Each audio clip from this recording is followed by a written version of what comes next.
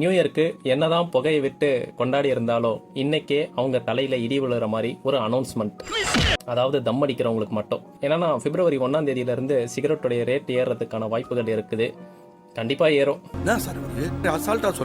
இப்ப 28% ஜிஎஸ்டி இருக்கிறது 40% வரைக்கும் போறதுக்கான வாய்ப்புகள் இருக்குது. அதாவது ஒரு நார்மல் சிகரெட் மேல உங்களுக்கு வந்து ₹2 இருந்து ₹3 வரைக்கும் பிரைஸ் ஏறதுக்கான வாய்ப்புகள் இருக்கு.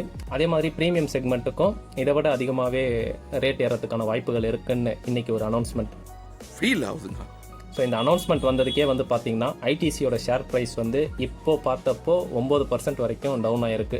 ஐடிசி நிறுவனம் வந்து எஃப்எம்சிஜி, ஸ்டேஷனரி, ஹோட்டல்ஸ், சிகரெட்ஸ் இந்த மாதிரி மல்டிபிள் சோர்ஸ்லேருந்து ரெவன்யூ எடுத்தாலும் அவங்களுடைய ஓவரால் ரெவன்யூல மேஜர் பங்களிப்பு வந்து சிகரெட்டை தான் போய் சேரும். இப்போ இந்த மாதிரி வரி ஏற்றுறதுனால ஐடிசி இதை எப்படி ஹேண்டில் பண்ண போகிறாங்கன்றதை வெயிட் பண்ணி தான் பார்க்கணும்.